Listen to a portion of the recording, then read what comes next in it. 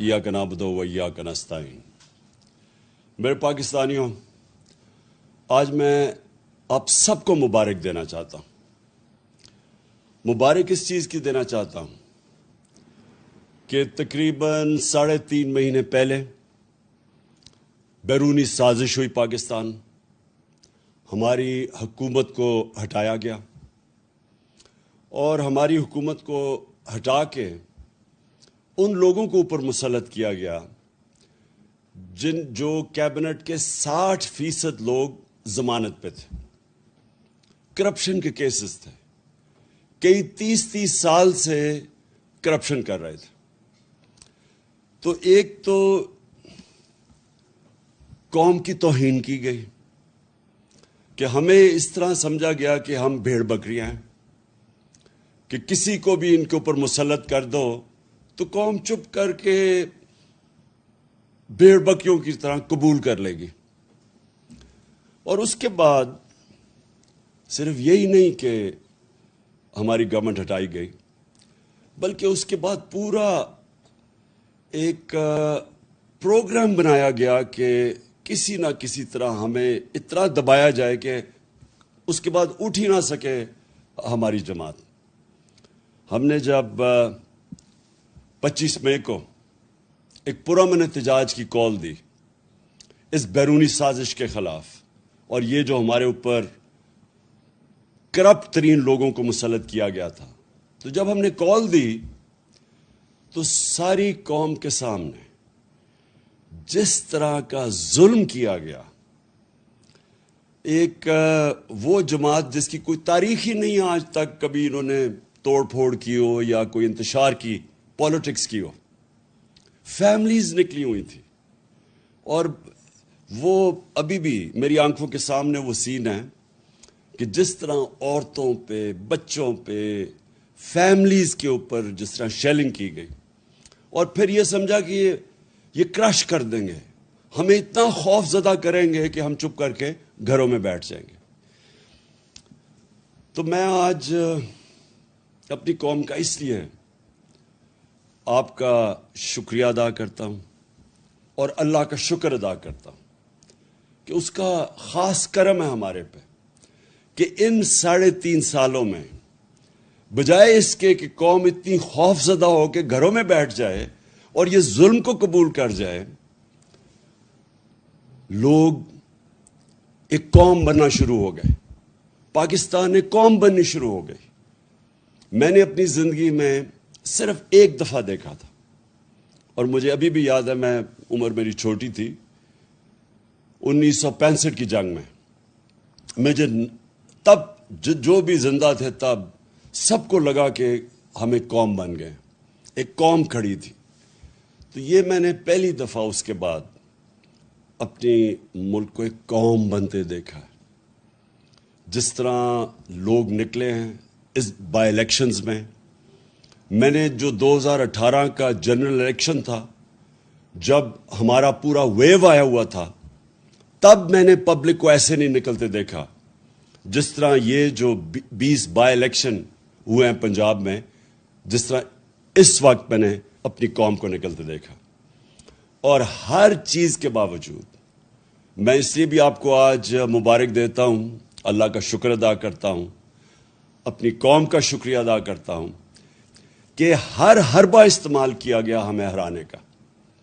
पहले तो एक गैर आनी तौर पे उसको हमजा को बिठा दिया गया पंजाब का वज़ीर आला, उसकी कोई आईनी हैसियत नहीं थी, और उसको सुप्रीम कोर्ट ने कहा कि तुमने कोई भी स्टेट मशीनरी, एडमिनिस्ट्रेशन, पुलिस को बिल्कुल इस्तेमाल नहीं करना ये इलेक्शन को मुतासर करने के लिए।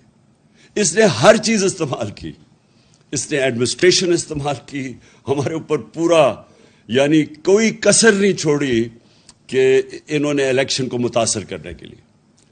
और जो सबसे शर्मनाक रोल था वो पाकिस्तान की इलेक्शन कमीशन का था। इलेक्शन कमीशन ने पूरा मिलके नून लीग के साथ या हमजा के साथ पूरा मिलके इन्होंने हमें इलेक्शन हराने की कोशिश की।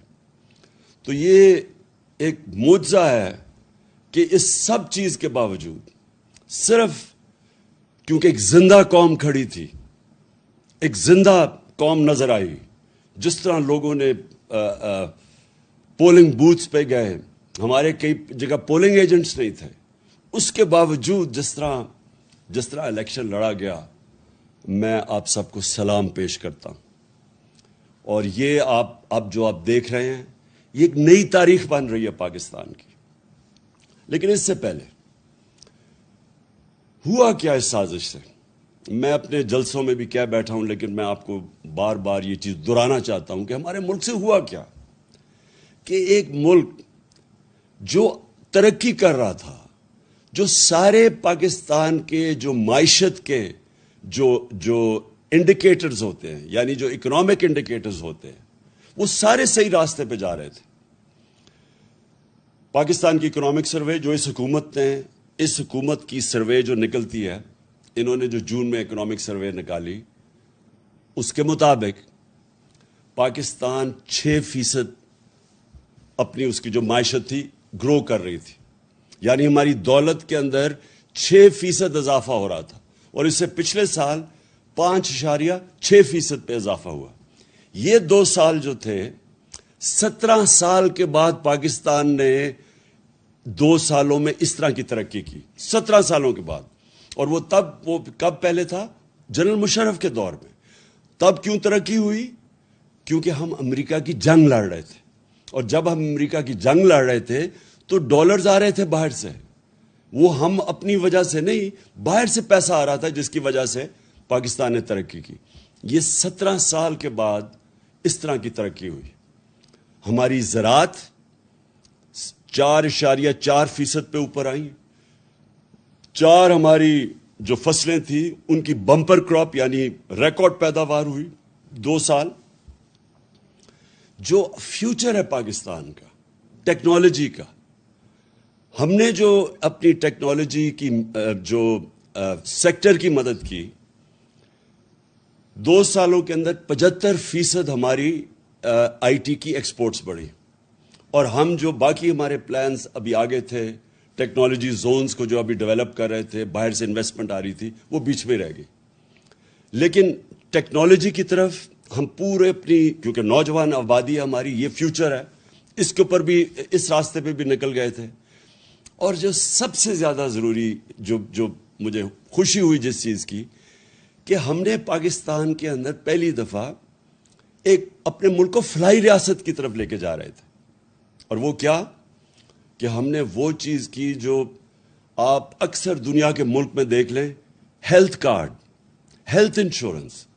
ایک غریب گھرانے کے لیے جو سب سے تکلیف دہ چیز ہوتی ہے, جو بے بسی ہوتی ہے غریب گھرانے میں, وہ تب کہ اگر بیماری ہو گھر میں اور پیسہ نہ ہو علاج کروانے کا. اور یہ جو بھی, میں بلکہ غریب گھرانے چھوڑیں, سفید پوش گھرانوں کے اندر بھی یہ ہوتا ہے کہ کئی دفعہ ہوتا کیا ہے کہ ایک ایسی بیماری آ جاتی ہے جس کی وجہ سے جو بجٹ ہے ایک خاندان کا وہ اپسیٹ ہوتا ہے, اور وہ خاندان ہی مقروض ہو کے غربت کی لکیر سے نیچے چلا جاتا ہے. تو یہ بہت بڑا قدم ہم نے اٹھایا تھا کہ اپنے لوگوں کو ہیلتھ انشورنس 10 لاکھ روپے 1 سال میں خاندان کسی بھی ہسپتال میں جا کے اپنا علاج کروا لے. تو پہلی دفعہ غریب لوگ پرائیویٹ ہاسپٹلز میں جا کے علاج کروا رہے تھے. تو فلاحی ریاست کے لیے ہیلتھ کارڈ جو سب سے ضروری. پھر ہم نے اپنے جو ہمارا احساس پروگرام تھا, جس کی پوری کوشش تھی لوگوں کو غربت سے نکالنے کی, وہ دنیا کے اندر اس کی پذیرائی ہوئی. ورلڈ بینک نے اس کو دنیا میں جو کرونا کے دور میں 4تھا پروگرام دیکھا جو سب سے کامیاب غربت کم کرنے والا پروگرام تھا, پاورٹی ایلیویشن کا پروگرام, 4تھے نمبر پہ ورلڈ بینک نے. اسٹینفورڈ یونیورسٹی کی بھی رپورٹ آئی ہے کہ پاکستان کا جو احساس پروگرام تھا وہ پاکستان کو ایک فلاحی ریاست کی طرف لے کے جا رہا تھا. کامیاب پاکستان پروگرام. ہم نے 20 لاکھ خاندان کو نیچے قرضے دینے شروع کیے سود کے بغیر, گھر بنانے کے لیے, اپنی کوئی کاروبار شروع کرنے کے لیے, اور پھر کسانوں کو ہم نے دیا قرضے اپنے اپنی زمین کو بہتر کرنے کے لیے سود کے بغیر. یہ ساری چیزیں لے کے جا رہی تھی پاکستان کو فلاحی ریاست بنانے میں. اور یہ یاد رکھیں کہ اس دور میں کرونا ہوا پاکستان میں. کرونا جو دنیا کے اندر ایک ایسی بیماری آئی کہ ساری ایک صدی میں ایک دفعہ اس طرح کی بیماری آتی ہے, اور اس کی وجہ سے جو دنیا کے اوپر اثرات ہوئے, ہندوستان میں ہوئے, ایران ہمارے ساتھ ہمسایوں کو, اور وہ دیکھیں کہ جو پاکستان جس طرح اس مشکل وقت سے نکلا, تو وہ بھی انٹرنیشنلی اکنالج کیا گیا. World Health Organization, World Economic Forum, ان سب نے اس چیز کو تسلیم کیا کہ پاکستان ان 3 ملکوں میں سے تھا جنہوں نے سب سے بہتر اس وبا کے دوران اپنی عوام کو بھی بچایا, بیماری سے بچایا, لوگوں کو غربت سے بچایا, دونوں طرف, اور پھر اپنی معیشت کو بچایا. تو ہم وہ نمبر 3 وہ ملکوں میں سے تھے جنہوں نے سب سے بہتر اس سے نکلے. تو جب پاکستان ادھر کھڑا تھا تب ہماری ٹانگیں کھینچی گئی, تب یہ سازش کی گئی. اور سازش کے بعد جو آج پاکستان کے حالات ہیں, 3.5 مہینے ہو چکے ہیں. سب سے پہلے تو یہ روپیہ دیکھیں کہ 53 روپیہ ڈالر سے گر چکا ہے. ہمارے 3.5 سال میں جو ڈالر کم ہوا تھا وہ 50 روپے تھا, یعنی روپیہ جو گرا تھا 50 روپے 3.5 سال میں. یہ 3.5 مہینے کے اندر 53 روپے گر چکے ہیں ڈالر پہ, یعنی کہ ہمارا روپیہ اور کمزور ہو چکا ہے. اور اس کا جو اثرات ہوں گے, اب ہر چیز مہنگی ہوگی, کیونکہ جو باہر سے اب تیل لیتے ہیں وہ مہنگا ہو جائے گا, اس سے بجلی مہنگی ہوگی. گیس باہر سے لیتے ہیں جو ہم اپنے بجلی گھر چلانے کے لیے, وہ مہنگی ہوگی, اس سے بجلی کی اور قیمت اوپر جائے گی. اور پھر کوئلہ وہ مہنگا ہو جائے گا, تو اس سے ایک اور مہنگائی کی لہر آنے والی ہے.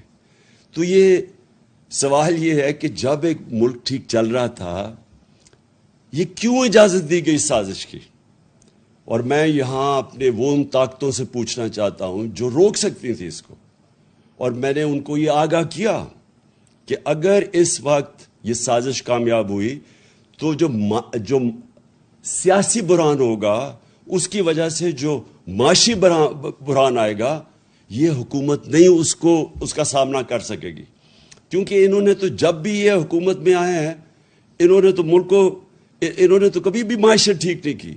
یہ یاد رکھیں, ڈاکٹر عشرت حسین کی کتاب ہے کہ 90 کی دہائی سے پہلے پاکستان ہندوستان سے بھی آگے تھا اور بنگلہ دیش سے بھی آگے تھا. جب سے یہ 2 خاندان آئے ہیں, ہم ان دونوں سے, ہندوستان سے بھی پیچھے رہ گئے, بنگلہ دیش سے بھی پیچھے رہ گئے. تو انہوں نے تو ملک ٹھیک نہیں کر سکنا تھا, کیونکہ ان کی وجہ سے تو ملک نیچے گیا ہے. اس لیے میں نے پوری کوشش کی بتانے کی بھی کہ ان سے نہیں سنبھالا جائے گا. اور آج آپ ساری قوم کے سامنے ہیں جو پاکستان کے حالات ہیں, اور ان سے نہیں سنبھالے جائیں گے. جدھر آج ہم کھڑے ہیں, ہم سب کو یہ خوف ہے کہ یہ اب مزید اور بگڑیں گے. اور ہم سب کو یہ خوف ہے کہ جب ہم کہتے ہیں سری لنکا کیا ہوا؟ سری لنکا میں آخر میں وہ بحران ادھر تک پہنچ گیا کہ ان کے پاس پیسے نہیں تھے تیل دینے کے لیے, اور جب وہ نہیں تھے تو وہ سارا جو ملک آپ کے سامنے ہے وہی رک گیا, اور اس کی وجہ سے پبلک سڑکوں پہ آ گئی. تو اس لیے بہت ضروری ہے کہ ابھی سے, میں اب آگے کا آپ کو بتا رہا ہوں کہ اب کیا کرنا کیا ہے. میرے خیال میں سب سے ضروری پہلی چیز کرنی ہے, اور میں اب سے نہیں کہہ رہا, جب یہ میری حکومت گرا بھی رہے تھے تو آپ کو پتہ ہے کہ میں نے تب خود ہی اپنی حکومت گرا کے میں نے الیکشن اناؤنس کر دیے تھے. مجھے تب بھی پتا تھا کہ ایک ہی طریقہ ہے کہ بجائے باہر سے کوئی سازش کر کے ہماری حکومت گرائے, ہمارے لوگ فیصلہ کریں کہ کس نے پاکستان کی قیادت کرنی ہے. کیوں کوئی بیرونی سازش کے تحت کوئی آ کے ہمارے اوپر بیٹھ جائے. تو لہٰذا میں نے تب بھی خود ہی فیصلہ کر کے اپنی گورنمنٹ گرا دی تھی اور الیکشنز اناؤنس کر دیے تھے. آج بھی میں یہ کہہ رہا ہوں, اور میں کہنا چاہتا ہوں کہ تب اگر الیکشن کروا دیے جاتے تو آج پاکستان کو اس بحران کا سامنا نہ کرنا پڑتا. میں آج یہ کہہ رہا ہوں کہ ایک ہی راستہ ہے آگے ہمارے, صاف اور شفاف الیکشن. جب میں صاف اور شفاف الیکشن کہتا ہوں تو یہ بڑا ضروری ہے سمجھنا. وہ الیکشن نہیں جو ابھی پنجاب میں کرایا گیا یا وہ جو بھی لوکل گورنمنٹ الیکشن کروایا گیا ہے سندھ کے اندر. اس طرح کے الیکشن سے کوئی فائدہ نہیں ہونا. اس سے مزید بحران اور بڑھے گا, اس سے ملک میں انتشار بڑھے گا. صرف ایک راستہ ہے, ایک نئی الیکشن کمیشن تشکیل دی جائے. ایسے الیکشن کمیشن کے ممبرز بنائے جائیں جن کو سب کو اعتماد ہے. ہمیں جب ملک کی سب سے بڑی پارٹی, جب اس کو کوئی اعتماد ہی نہیں ہے الیکشن کمیشن کے اوپر, اور خاص طور پہ الیکشن کمشنر کے اوپر, چیف الیکشن کمشنر پہ. ابھی تک ہم 8 دفعہ اس الیکشن کمیشنر کے پاس گئے ہیں جدھر ہمیں مسئلے آئے ہیں الیکشن کمیشن کے ساتھ. 8 دفعہ اس نے ہماری جو درخواست تھی وہ مسترد کی. 8 دفعہ ہم گئے عدالت کے اندر. 8 دفعہ عدالت نے فیصلہ دیا اس کے خلاف, الیکشن کمیشن کے خلاف. مطلب یہ ہے کہ الیکشن کمیشن نے ہمارے خلاف غلط فیصلہ کیا تھا. انہوں نے باعث تھا, جانبدار تھے. انہوں نے جو فیصلہ کیا تھا وہ ایمانداری سے نہیں کیا تھا. اس لیے ہمیں کوئی اس کے اوپر اعتماد نہیں. اور مجھے جو سب سے زیادہ یہ الیکشن کمیشن کے اوپر اعتراض ہے کہ جب ہم نے کوشش کی پوری کہ الیکٹرانک ووٹنگ مشین لائی جائیں تو اس نے پوری اس کی مخالفت کی.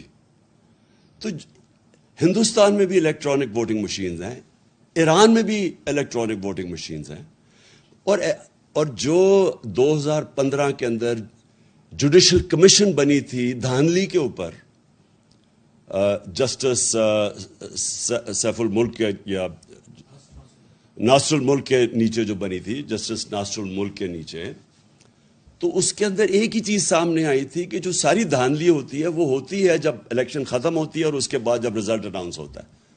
تو جب آپ کے پاس الیکٹرانک ووٹنگ مشین آ جائے تو جیسے الیکشن ختم ہوتا ہے رزلٹ آ جاتا ہے, تو وہ ساری دھاندلی ختم ہو جاتی ہے. اور یہی وہ جو این جی او وہ جو کام کرتا ہے الیکشنز کے اوپر, پٹن, اس کی رپورٹ کے مطابق 163 طریقے ہیں دھاندلی کے, ان میں سے 130 ختم ہو جاتے ہیں الیکٹرانک ووٹنگ مشین سے. لیکن یہ الیکشن کمیشنر نے پوری سازش کی, سیبوٹاج کیا, اور اس نے نہیں ہونے دی الیکٹرانک ووٹنگ مشینز. لہٰذا میری نمبر 1 ڈیمانڈ یہ ہے کہ اگر آگے اب ہم نے نکلنا ہے تو سب سے پہلی چیز تو ہمیں ایک کریڈیبل الیکشن کمیشن چاہیے. نمبر 2, دیکھیں مشکل ہے, حالات ہمارے اس وقت مشکل ہیں, اور جس طرح جتنی دیر یہ گورنمنٹ رہے گی مزید اور مشکلیں بڑھتی جائیں گی. اور اس میں سے نکلنے کے لیے صرف اگر ہمیں قوم بنے, قوم ہی نکل سکتی ہے. دیکھیں یہ میں آپ کو سمجھانے کی کوشش کر رہا ہوں کہ قوم اور ہجوم میں بڑا فرق ہوتا ہے. جب ایک قوم بن جاتی ہے تو وہ جب مل کے 22 کروڑ لوگ جب مل کے فیصلہ کرتے ہیں کہ ہم نے مثلا اپنے قرضے اتارنے ہیں, وہ اتار دیں گے اپنے قرضے. جب ایک قوم فیصلہ کرتی ہے کہ ہم نے ٹیکس اکٹھا کرنا ہے تاکہ ہمارے پاس پیسہ ہوتا ہے کہ ہم اپنے اسکول بنائیں, ہسپتال بنائیں, اپنی انفراسٹرکچر ٹھیک کریں, وہ کر سکتی ہے قوم. جرمنی اور جاپان دوسری جنگ عظیم کے بعد بالکل ختم ہو گئی تھی, ایک بلڈنگ نہیں کھڑی تھی. آپ تصویریں دیکھیں ان کی. دوسری جنگ عظیم کے بعد جاپان کے اوپر 2 ایٹم بم گر چکے تھے, ان کی ایک بلڈنگ نہیں کھڑی تھی. لیکن کیونکہ وہ قومیں تھیں, قوموں نے مل کے 10 سالوں میں وہ پھر سے کھڑے ہو گئے. تو ہم تو اللہ نے اس ملک کو اتنا زیادہ دیا ہے کہ ہمیں, آپ کو بھی نہیں اندازہ کہ اس نے کتنی نعمتیں بخشی. لیکن وہ ہم تب تک, جب تک ہم قوم نہیں بنتے, ایک قوم بن کے ہم اس کا مقابلہ نہیں کرتے, ہم ان نعمتوں کا نہیں فائدہ اٹھا سکیں گے. ہم جب, مجھے بڑی اچھی طرح یاد ہے جب زلزلہ آیا پاکستان میں 2005 اور 2010 میں جب سیلاب آیا, کیونکہ میں کام کر رہا تھا, ریلیف ورک کر رہا تھا, میں لوگوں کے بیچ میں تھا. تو اگر آپ نے دیکھنا تھا, اگر اس کی آپ کو کسی نے سٹوریز لکھی ہوں, تو جب قوم نے مل کے ان دونوں بحران, زلزلے کا اور سیلاب کا, ہمیں کوئی سیلاب میں تو ہمیں امداد بھی کسی نے نہیں دی. انہوں نے کہا آصف زرداری اوپر بیٹھا ہوا ہے, یہ ہم کوئی پیسے نہیں سے دیں گے کیونکہ یہ اس کے پیسے سیدھے ملک سے باہر چلے جائیں گے. پیسے بھی نہیں ملے, لیکن ہر پاکستانی نے شرکت کی. بیرون ملک پاکستانی مجھے انوائٹ کر کر کے پیسے دیتے تھے کہ آپ یہ سیلاب زدہ لوگوں کی مدد کریں, اور ہم اس سے نکل گئے کیونکہ قوم سب کچھ کر سکتی ہے. تو ابھی بھی جو اب سامنے ہمارے راستہ ہے, اس میں باحیثیت ہم قوم مقابلہ کر سکتے ہیں. اور جو سب سے پہلے میرا جو پلان بنا ہوا ہے کہ اگر ہمیں حکومت ملتی ہے تو ہم کیا کریں گے, میں سب سے پہلے اپنے بیرون ملک پاکستانیوں کو موبلائز کروں گا. دیکھیں میرے پاکستانیوں, ایک چیز سمجھیں, ہمیں اندازہ ہی نہیں ہے کہ ہمارا کتنا بڑا اثاثہ ہے بیرون ملک پاکستانی. ہم نے آتے ساتھ ہی ان کی تھوڑی سی مدد کی کہ یہ جو پیسے بھیجتے ہیں, ریمیٹنسز بھیجتے ہیں, جو ہمارے لوگ باہر کام کرتے ہیں, ہم نے کوشش کی کہ بینک کے تھرو بھیجیں. پاکستان کی تاریخ میں سب سے زیادہ 31 ارب ڈالر کی ریمیٹنسز آئی. ابھی ہم نے شروع ہی ہوئے تھے, ابھی ہم اور بھی ان کی مدد کر رہے تھے. ہم نے روشن ڈیجیٹل اکاؤنٹ کھولا تھا. ہم نے ابھی ان کے لیے پوری ایک پلان بنایا ہوا تھا کہ کیسے ہم نے ہاؤسنگ کے اندر ان کی انویسٹمنٹ لے کے آنی ہے. جو سب سے بڑا میرا پلان تھا, اور مجھے سب سے افسوس ہے کہ پہلا پلان سیبوٹاج کیا یہ آصف زرداری کی سندھ حکومت نے. ہم نے ایک بنڈل آئلینڈ ہے, اس کے اوپر ایک پورا ایک نیا شہر بنا رہے تھے, ماڈرن سٹی, اور بڑے بڑے انویسٹرز آ گئے جنہوں نے اربوں ڈالر اس میں انویسٹ کرنا تھا. تو اس سے ہونا کیا تھا کہ اس سے ایک تو کراچی جو پھیلتا جا رہا ہے اور جو مشکل, پانی بھی نہیں دے سکتے, سیوریج بھی نہیں دے سکتے, یعنی کراچی کا حالات جو کھنڈر بنتا جا رہا ہے. جب ایک پورا ایک ماڈرن سٹی جس طرح دبئی ہے, کیا وجہ کہ ہم دبئی جیسا ایک جزیرے کے اوپر شہر نہیں بنا سکتے. تو وہ پورے انویسٹرز بھی آ گئے. سندھ حکومت نے سیبوٹاج کیا. انہوں نے کہا کہ نہیں, ہم این او سی دے کے واپس لے لیا. اس میں ڈالرز آنے تھے. دوسرا جو راوی سٹی ہے, راوی سٹی لاہور کو بچانے کے لیے پرانا پلان ہے کوئی 15-20 سال کا. اس کے لیے بھی لوگ آ گئے, انویسٹرز تیار, ابھی بھی انویسٹرز ہیں, پتہ نہیں ابھی وہ, کیونکہ جب سے ہماری حکومت گئی ہے مجھے نہیں پتا, وہ بھی آ گئے. ایک عدالت نے 1 سال سٹے آرڈر دے دیا, آگے بڑھ نہیں رہے تھے ہمیں. تو رکاوٹیں تھی, لیکن اگر دونوں جگہ پیسہ آ جاتا تو آج یہ جو ہمارا روپیہ گر رہا ہے یہ روپیہ نہ گرتا, کیونکہ ہمارے پاس ڈالرز آ جانے تھے باہر سے. تو کہنے کا مقصد یہ کہ اس طرح کے اور ہمارے پلانز ہیں. جو بیرون ملک پاکستانی ہیں وہ سب سے پہلے, اگر ہم ان کے لیے جو پیکیج میں تیار کر رہا ہوں, ہم جب ان سے جب پیسہ آئے گا تو جب تک ہماری ایکسپورٹس اوپر جاتی ہے, کیونکہ اس وقت ہماری امپورٹس زیادہ ہے, ایکسپورٹس کم ہے, اور ہماری ریکارڈ ہمارے دور میں سب سے زیادہ ایکسپورٹس ہوئے تھے, تو جب تک ہماری ایکسپورٹس امپورٹس کے ساتھ نہیں ملتی تب تک ہم بیرون ملک پاکستانیوں سے ڈالرز منگوا کے تو یہ پورا کریں گے, جو گیپ پورا کریں گے, تاکہ ہمارے روپے پہ پریشر نہ پڑے جو روپیہ گرتا جا رہا ہے. تو پہلی چیز تو میری یہ ہے کہ ہم نے اپنے بیرون ملک پاکستانیوں کو پوری طرح اس ملک کی جو ہم اس بحران سے نکالیں گے, پوری طرح ان کی ہم مدد لیں گے, اور ان کا جو اربوں ڈالر ان کے باہر پڑے ہیں, یہ محنت کش لوگ ہیں, ان کا انشاءاللہ پیسہ لے کے آئیں گے. یہ کبھی بھی پیسہ جو ابھی حکومت میں بیٹھے ہیں کبھی ان کو پیسہ نہیں دیں گے. کیوں نہیں وہ پیسہ دیں گے؟ ابھی ریمیٹنسز نیچے چلی گئی ہیں, کیوں نہیں دیں گے؟ کیونکہ ان کو کہتے ہیں پیسہ پاکستان لے کے آؤ, اور یہاں سے ہی اپنا پیسہ باہر نکال دیتے ہیں. یعنی یہ کس طرح کی لیڈرشپ ہے کہ خود اپنے ان کے اربوں ڈالر باہر پڑے ہوئے ہیں, اور دوسروں کو کہتے ہیں کہ پاکستان میں آ کے پیسہ انویسٹ کرو. کیوں بیرون ملک پاکستانیوں نے اتنے بڑے مظاہرے کیے ان کے خلاف؟ جب ہماری حکومت گرائی ہے, کبھی پاکستان کی ہماری تاریخ میں بیرون ملک پاکستانی اس طرح کبھی نکلے ہی نہیں باہر مظاہرہ کرتے ہوئے. کیوں وہ نکلے ہیں؟ کیونکہ ان کو پتہ ہے کہ ان کی اربوں ڈالرز کی پراپرٹیز باہر پڑی ہوئی ہیں. تو ان کو کہتے ہیں پاکستان میں پیسہ انویسٹ کرو, یہاں سے پیسہ چوری کر کے باہر لے جاتے ہیں. تو ان کے ہوتے ہوئے کوئی باہر سے پیسہ نہیں آنے لگا, اس لیے یہ ہاتھ پھیلا کے پھرتے ہیں کبھی کسی ملک کے پاس. اور یہ واقعی اس قوم کے لیے شرمندگی ہے کہ ہمیں میرے دور میں جو مجھے سب سے شرمندہ ہونا پڑا کہ جب یہ خزانہ خالی چھوڑ کے چلے گئے تھے. آپ کو پتہ ہے سب سے بڑا خسارہ یہ چھوڑ کے گئے تھے کرنٹ اکاؤنٹ ڈیفیسٹ جسے کہتے ہیں 2018 میں. تو مجھے مجبوراً جانا پڑا اپنے دوست ملکوں کے پاس پیسہ لینے کے لیے. تو بڑا شرم آتی ہے، حالانکہ میں 30 سالوں سے شوکت خانم کے لیے پیسے اکٹھے کرتا ہوں، لیکن جب میں پاکستانیوں سے پیسے اکٹھے کرتا ہوں مجھے شرم نہیں آتی، کیونکہ پاکستانیوں کا ہاسپٹل ہے. لیکن جب کسی باہر والے سے جس طرح مجھے پیسہ مانگنا پڑا پاکستان کے لیے، میں آپ کو یقین دلاتا ہوں کہ یہ میرے لیے تو شرم مجھے آتی ہے، لیکن یہ ہمارے ملک کے لیے برا ہے. وہ پاکستانیوں کی عزت نہیں کرتے جب جس ملک کے سربراہ جا کے دنیا سے پیسے مانگتے ہیں.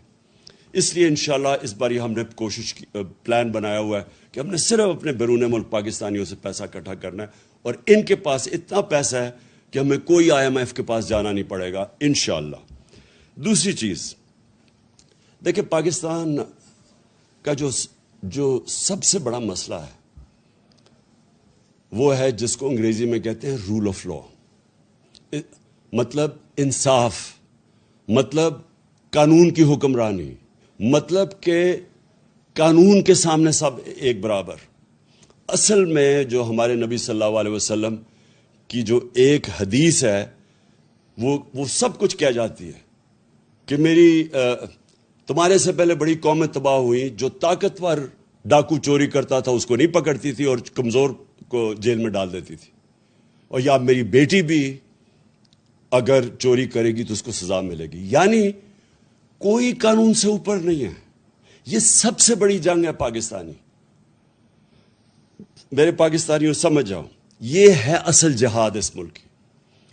جب تک اس ملک میں ہم انصاف نہیں قائم کریں گے، جب تک کہ یہ طاقتور ڈاکو ملک میں دندناتے پھریں گے، اور جب بھی ان کو کوشش ہوگی ان کو قانون کے نیچے لانے کی، یہ بلیک میل کریں گے، دھمکیاں دیں گے.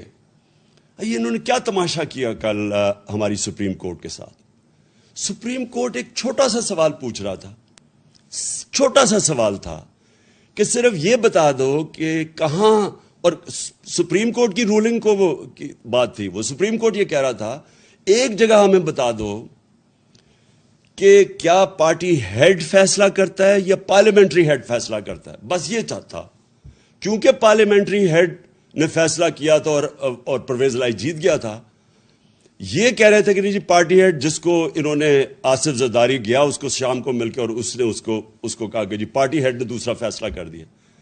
اب قانون کے اندر واضح سب کو ہے، کسی وکیل سے پوچھ لیں کہ کسی صورت یہ جو یہ کہہ رہے تھے وہ غلط تھا کہ پارٹی ہیڈ کا نہیں فیصلہ تھا، یعنی چودھری شہزاد کا فیصلہ نہیں تھا. کیا کیا انہوں نے نہیں کیا عدلیہ سے. سارے وہ ایک سے ایک بڑا ملک کا ڈاکو بیٹھ گیا ٹیبل پہ، اور ایک سے ایک شروع ہو گیا برا کوئی عدالتوں کو برا بھلا کہنا، تھریٹن کرنا، یعنی دھمکیاں دینا. اور یہی تھا جب نواز شریف کے یہ جو مریم کے نام پہ یہ جو فلیٹ پکڑے گئے پینما میں، یہ تو بیرونی انکشاف ہوا تھا. پینما کے جب جج بیٹھے ہوئے تھے وہ ایک ہی سوال پوچھتے رہے کہ یہ بتا دو کہ پیسہ، آپ نے کہا ہاں ہمارے یہ 4 بڑے بڑے محلات ہیں، بس یہ بتا دو کہ پیسہ کدھر سے آیا خریدنے کا. وہ جواب نہ دے، سارے دنیا کی جواب دیتے رہے. اور وہ یہ بات صرف یہ کہنے کی، یہ قانون کے اوپر سمجھتے ہیں اپنے آپ کو. یہ سمجھتے ہیں کہ یہ قانون صرف کمیوں کے لیے ہے، یہ صرف عام لوگوں کے لیے قانون ہے، ہم کوئی بہت ہی خاص چیز ہے جو قانون سے اوپر ہے. اور یہ سب سے بڑا مسئلہ ہے پاکستان کا. جب تک ہم ان بڑے بڑے مافیاز کو، یہ جو بڑے بڑے کارٹیلز بیٹھے ہوئے ہیں، مونوپولیز بیٹھی ہوئی ہیں، یہ جو مل کے قیمتیں اوپر بٹھا، جس طرح شوگر مافیا بیٹھ کے اوپر چینی کی قیمت کر دیتا ہے، عوام کو پستا ہے، جب تک ہم ان لوگوں کو قانون کے نیچے نہیں لے کے آئیں گے پاکستان ترقی نہیں کر سکتا. اور یہ ہے اس ملک کی جنگ. آج سے 26 سال پہلے میں نے جب اپنی پارٹی اناؤنس کی تھی تحریک انصاف، اس کا مطلب ہی یہ تھا، کیونکہ میں تو باہر دنیا میں دیکھ لیا تھا، میں تو برطانیہ میں یہ جو قانون کی حکمرانی دیکھ لی تھی، وہاں تو کوئی قانون کے اوپر نہیں ہے. آپ یہ سوچیں کہ ان کا پرائم منسٹر بورس جانسن بھاری اکثریت سے جیتتا ہے الیکشن، اس کی پارٹی اس کو نکال دیتی ہے. کیوں نکالتی ہے؟ صرف ایک چیز سے. انہوں نے کہا سب کے لیے قانون تھا کہ کورونا کے دوران آپ نے اکٹھے نہیں ہونا, تو آپ کیوں اکٹھے ہو گئے؟ اس چیز کے اوپر اس کو نکال دیتے ہیں. یہاں اربوں روپے کی پراپرٹیز ان کی باہر پکڑی جاتی ہیں, جواب دے نہیں سکتے, اور وہ لیڈر بنے ہوئے ہیں. اور اس کی دو وجوہات ہیں. سب کہ اس ملک کے اندر ہم نے آنے نہیں دی قانون کی حکمرانی. یا ملٹری ڈکٹیٹرز تھے, وہ ویسی قانون کے اوپر تھے, وہ ویسی قانون توڑ کے آتے تھے. پچھلے 62 سال میں آدھا وقت ملٹری ڈکٹیٹرز رہے ہیں اور آدھا وقت یہ دو خاندان رہے ہیں. اور یہ دو خاندان جب بھی ان کو کوشش کرتے ہیں, ان کے کرپشن کیسز, یہ سارا وقت یا تو ملک سے باہر بھاگ جاتے ہیں, اور یا پھر یہ سارا وقت یہ کہتے ہیں کہ جی آپ کی جرت کیسے پڑی کہ ہمیں قانون کے نیچے لانے کے لیے. اور جب تک یہ نہیں ہوگا میرے پاکستانیوں, جب تک ہم اپنے ملک میں انصاف قائم نہیں کر سکیں گے, جس ملک میں صرف غریب لوگ جیلوں میں جائیں اور طاقتور ڈاکو ایوانوں میں پھرے, پرائم منسٹر بن جائے, اتنے بڑے کیسز ہوں, جب تک ہم یہ نہیں کر سکیں گے, یہ ہے اصل جہاد اس ملک کی. تو میری کوئی کسی سے دشمنی نہیں ہے. مجھے یہ بڑا عجیب لگتا ہے کہ کہتے ہیں جی, مجھے کئی صحافی بھی کہتے ہیں عمران صاحب آپ ان سے کیوں نہیں بات چیت کرتے, آپ بات ہی نہیں کرتے. بات چیت سب سے کرتا ہے پولیٹیشین. طالبان ہیں, جو ٹی ٹی پی ہے, ان سے بھی بات کرنے کے لیے ہم تیار ہیں. ہم وہ جو بلوچستان کے اندر جو سیپریٹسٹ ہیں ان سے بھی بات کر سکتے ہیں.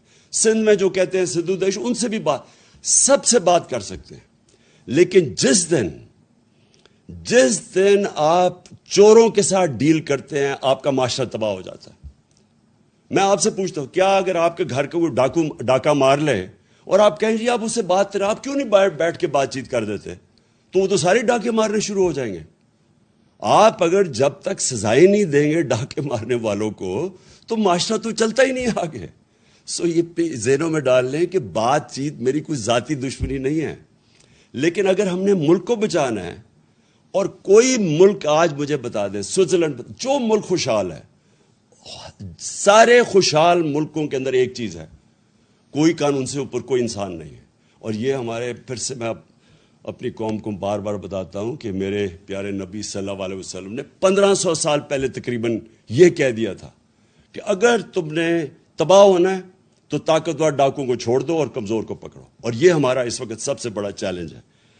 اس کے بعد جو اللہ کا حکم ہے امر بالمعروف.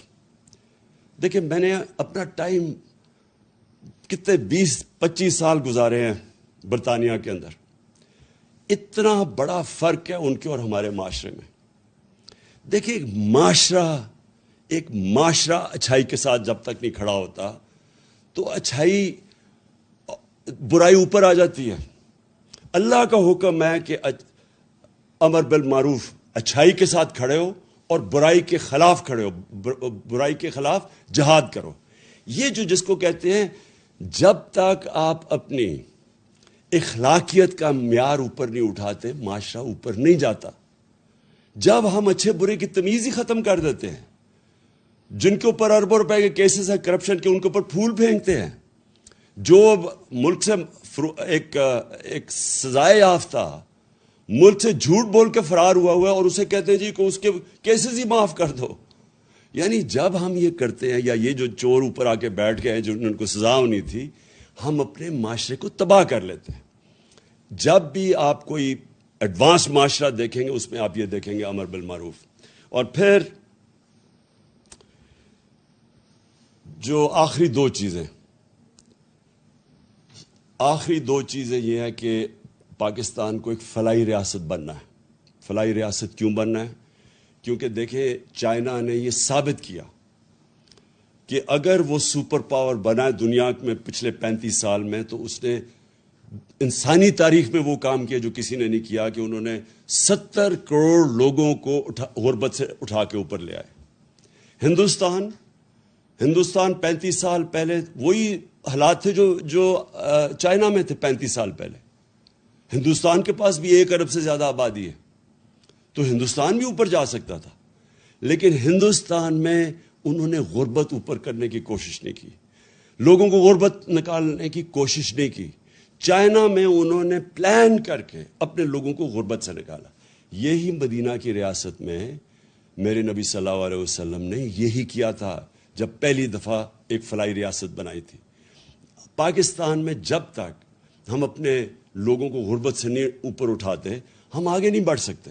تو اس لیے ہم نے یہ سارا احساس کا پروگرام اور یہ جو ہم نے شروع کیے تھے اور یہ جو ہیلتھ کارڈ ہے، اور انشاءاللہ اب ہماری جب پنجاب میں واپس گورنمنٹ آئی ہے تو سب سے پہلی چیز ہم نے کرنی ہے ہیلتھ کارڈ جو انہوں نے بند کر دیا تھا وہ شروع کرنا ہے، اور پھر احساس پروگرام میں نے کل ثانیوں کو کہا پہنچے لاہور میں، ہم نے اپنے احساس پروگرام سارے شروع کرنے ہیں، کیونکہ آج کل اور پھر ہم نے احساس راشن لے کے آنا ہے، کیونکہ اس وقت مہنگائی کے وقت پہ میری پوری کوشش ہے کہ جو لوگوں کی اس وقت تنخواہیں پوری نہیں ہو رہی گھر سے، یعنی جتنی مہنگائی بڑھی ہے، تو ہم ان کے لیے اب راشن لے کے آئیں گے، احساس راشن، تاکہ وہ اپنی یعنی کھانے پینے کی چیزیں، گھی، آٹا اور چینی، ان کے لیے تاکہ وہ سستی اپنا راشن کارڈ ان کو ملے گا تاکہ وہ سستی خرید سکے۔ اور آخر میں اب میں آخری بات کرتا ہوں۔ دیکھیں پاکستان بنا تھا، میں بار بار اپنے جلسوں میں کہا ایک نعرے پہ کہ پاکستان کا مطلب کیا، لا الہ الا اللہ، اور میرا تیرا رشتہ کیا، لا الہ الا اللہ۔ یہ اس میں پورا پاکستان کی آئیڈیالوجی ہے۔ میرا تیرا رشتہ کیا، لا الہ الا اللہ، کیونکہ یہ دیکھیں پاکستان میں کتنے ہیں، صوبے ہیں، ہم یعنی کافی فرق ہے ایک دوسرے سے، اوپر سے شروع کریں گلگت بلتستان سے، چترال جائیں، قبائلی جو پرانا قبائلی علاقہ تھا بلوچستان، فرق ہے، زبانیں بھی فرق ہیں، لیکن ہمارا رشتہ ہے کہ اے اللہ تیرے سوا کوئی خدا نہیں۔ دیکھیں یہ جو رشتہ ہے ہمیں یہ مضبوط کرنا ہے، یہ ہے نظریہ پاکستان۔ اور نظریہ پاکستان جب لا الہ الا اللہ کا نعرہ لگا تھا تو وہ کیوں لگایا تھا؟ کیونکہ جو ہمارے فاؤنڈنگ فادرز تھے، علامہ اقبال اور پھر قائد اعظم، ان کی علامہ اقبال کا ساری جو آپ پڑھیں ان کی جو انہوں نے جو ساری اپنی فلسفہ ان کا لکھا، سوئے ہوئے مسلمانوں کو جگا رہے تھے، ایک غلام قوم کو جگا رہے تھے، خودداری پیدا کر رہے تھے، خود ہی وہ صرف یہ بتا رہے تھے کہ غلام بڑے کام نہیں دنیا میں کر سکتے، اللہ نے بہت بڑا انسان کا مقام بنایا ہوا ہے، لیکن اوپر انسان صرف تب جا سکتا ہے، اقبال کا شاہین صرف تب بن سکتا ہے جب وہ غلامی کی زنجیریں توڑے۔ اور غلامی ایک تو یہ کہ جسمانی غلامی یعنی جو انگریز کی غلامی تھی، اور پھر قائد اعظم نے پاکستان کے جب کیس لڑا تو انہوں نے کہا کہ انگریز کی غلامی کے بعد ہم ہندو کی غلامی نہیں کرنا چاہتے، ہم آزاد قوم رہنا چاہتے۔ تو دوسرا اس کی غلامی وہ ذہنی غلامی ہے، اور وہ لا الہ الا اللہ وہ ذہنی غلامی ختم کرتا ہے۔ جو سب سے بڑی زنجیر ہمیں ہماری پرواز کو روکتی ہے وہ خوف کی زنجیر ہے۔ جو انہوں نے 25 مئی کو ہمارے اوپر جو خوف طاری کرنے کی کوشش کی تاکہ ہم سارے چپ کر کے بیٹھ جائیں گے، یہ سب سے بری زنجیر ہوتی ہے۔ انسان ڈر کے غلامی بھی قبول کر لیتا ہے۔ خوف اس کی کیا ہوتا ہے کہ میں مر نہ جاؤں، کہ مجھے مار نہ دیں۔ میں نے جب پہلی دفعہ الطاف حسین کے خلاف آواز بلند کی تو ساری میری پارٹی آ گئی کہ جی یہ آپ نے کیا کر دیا، یہ آپ کو مروا دے گا الطاف حسین، کیونکہ خوف ہوتا ہے لوگوں کو۔ لیکن میرا تو ایمان ہمیشہ یہ ہے کہ جب سے میرے مہمان، ہمیشہ سے نہیں، شروع میں نہیں تھا، جب سے میرے مہمان آیا تو مجھے تو یہ پتہ ہے کہ قرآن میں واضح لکھا ہوا ہے کہ جب تک وہ آپ اوپر نہیں لے کے جائے گا جب تک اس کا فیصلہ نہ ہو۔ تو یہ انسان کو آزاد کرنے کے لیے اللہ نے اپنے ہاتھ میں رکھی ہوئی زندگی موت۔ پھر دوسرا خوف، میری رسک نہ چلی جائے۔ اب یہ جن لوگوں نے 25 مئی کو یہ جو پولیس والے اور رینجروں نے جو ربر بلیٹس اور شیلنگ کی تھی عورتیں بچوں کے اوپر، ان کو پتہ تھا یہ غلط کر رہے ہیں، ان کا ضمیر تو بتا رہا ہوگا ان کو غلط ہے، لیکن ڈر رہے ہوں گے کہ ہماری نوکری نہ چلی جائے. دیکھیں قانون یہ کہتا ہے کہ آپ کوئی غلط کام نہیں کر سکتے قانون کے خلاف، چاہے آپ پولیس والے ہوں، چاہے فوجی ہوں، چاہے آپ گورنمنٹ سرونٹ ہوں. جب اپنی نوکری کو بچانے کے لیے غلط کام کرتے ہیں، گناہ کرتے ہیں، یہ بھی ایک شرک ہے. آپ اپنے ضمیر کو جب بیچتے ہیں، لالچ کو پیسے دے کے آپ کو خریدتا ہے، یہ جو ابھی بکے ہمارے لوگ بھیڑ بکریوں کی طرح، یہ بھی شرک ہے، چونکہ اللہ الحق ہے. اور یہ جو خوف ہے ہمارا کہ مجھے کوئی ذلیل نہ کر دے، جتنی میرے خلاف کیریکٹر اسیسینیشن کی کیمپین چلائی گئی ہیں، جتنے پچھلے 26 سال میں انہوں نے میرے اوپر کیا کیا کیمپینز نہیں چلائیں، لیکن ذلیل نہیں کر سکتے کیونکہ اوپر والے کے فیصلے کے بعد ذلت نہیں آتی. اور انہوں نے اتنا پیسہ خرچ کیا اپنے اوپر، آپ کے عوام کے ٹیکس کے پیسوں سے اپنے اشتہارات دیے، عزت نہیں ملی ان کو کیونکہ اوپر والے کے ہاتھ میں عزت ہے. اللہ جب آپ لا الہ الا اللہ کا دعویٰ کرتے ہیں تو اللہ آپ کو آزاد کر دیتا ہے کہ ایک سجدہ جس کو تو گراں سمجھتا ہے دیتا ہے لاکھوں سجدوں سے نجات. جب آپ ایک اللہ کے سامنے سجدہ کرتے ہیں آپ آزاد ہو جاتے ہیں. لا الہ الا اللہ انسان کو غیرت دیتا ہے، کیونکہ جب آپ سوائے اللہ کے کسی کے سامنے نہیں جھکتے تو لوگ آپ کی عزت کرتے ہیں. اور قوموں کا بھی یہی ہے کہ جب ایک دھمکی آئے امریکہ سے اور ایک دھمکی کے اوپر ہم ان کی جنگ میں شامل ہو جائیں اور اپنے 80,000 لوگوں کو قربان کر دیں امریکہ کے لیے، اور پھر برا بھلا بھی وہ ہمیں کہیں، اور ہم اپنے لوگوں اپنا قبائلی علاقہ تباہ کر دیں ان کو خوش کرنے کے لیے، اور ہم 100 ارب ڈالر سے اوپر اپنے ملک کا نقصان کر دیں، اور ہمارے ملک میں 400 ڈرون اٹیک کریں جس کی کوئی مثال ہی نہیں ہے کہ آپ جس ملک کی مدد کر رہے ہیں وہ آپ کے اوپر ہی ڈرون اٹیک کر رہا ہے، عورتیں بچے مار رہا ہے، اور کوئی بولے نہ خوف کی وجہ سے کہ وہ امریکہ سپر پاور ہے. یہ ہے شرک، میری نظر میں یہ شرک ہے. میں جب یہ جنگ چل رہی تھی میں مسلسل کہتا رہا کہ یہ غلط ہے. مجھے کہہ رہے تھے طالبان خان ہے اور ہر قسم کی میرے اوپر، بلکہ یہ اخباروں میں پڑھے مجھے انہوں نے کیا کیا کہا کہ دہشت گرد ہے اور یہ اور وہ ہے. دیکھیں میں اپنی قوم کو سب کو کہنا چاہتا ہوں، ہم نے اپنے آپ کو ذلیل کیا ہے یہ شرک کر کے. آپ ریمنڈ ڈیوس مزنگ کے اندر دن دہاڑے 2 پاکستانیوں کو 19 اور 20 سال کے لڑکوں کو گولی مار دیتا ہے. اس کی بیوی خودکشی کر لیتی ہے کہ مجھے یہ انصاف نہیں ملے گا کیونکہ امریکن نے گولی ماری ہے. آپ کو پتہ ہے کہ پاکستان کے انصاف کے نظام نے کیا کیا؟ اس کو پکڑ کے امریکنز کو واپس کر دیا اور وہ کھلا پھرا تھا. کیا پاکستانی وہاں یہ کرے تو کیا وہ معاف کریں گے؟ ہمارے ایمل کانسی نے امریکہ کے اندر 2-3 لوگ قتل کر دیے اور وہی پاکستان آ گیا. انہوں نے پاکستان آ کے ہمارے قانون کے یعنی ہماری عدالتوں کے بغیر یہاں سے آ کے اغوا کر کے لے گئے اور ہم نے ان کی مدد کی اغوا کرنے کے لیے. اور امریکہ کے اندر جج پوچھتا ہے کہ آپ نے پاکستان سے اس کو اٹھا کے لے آئے کیسے آئے؟ تو اس کا وکیل کہتا ہے کہ پاکستان ڈالر سے لیے اپنی ماں کو بھی بیچتے. یہ ہم نے ذلت اٹھائی ہے، یہ ہمارا قصور ہے، یہ امریکہ کا قصور نہیں ہے کیونکہ ہم یہ خوف کے بت کی پوجا کرتے ہیں. میں کبھی یہ نہیں کہوں گا کہ ہم کسی قوم کی دشمنی لیں، میں یہ کبھی نہیں کہوں گا کہ ہم امریکہ کے ساتھ اپنے تعلقات بگاڑ دیں. ہمیں اچھے تعلقات ہمیشہ رکھنے چاہیے امریکہ سے. سب سے زیادہ ایکسپورٹ کرتے ہیں ہم امریکہ کو. ہماری جو سب سے طاقتور کمیونٹی ہے پاکستانی، وہ امریکن پاکستانی کمیونٹی ہے. لیکن غلامی، اس سے بہتر ہے انسان مر جائے کہ اگر آپ نے غلامی کرنی ہے. میں تو غلامی سے بہتر ہے کہ آپ کو مر جانا چاہیے. دیکھیں ہمیں خوددار قوم بن کے رہنا ہے. ہمارے بڑوں نے جہاد کی تھی، جدوجہد کی تھی پاکستان کے لیے، اس لیے نہیں کی تھی کہ آج ہم ایسے بیکاریوں کی طرح پھریں کسی کے سامنے اور جھکیں کسی کے سامنے.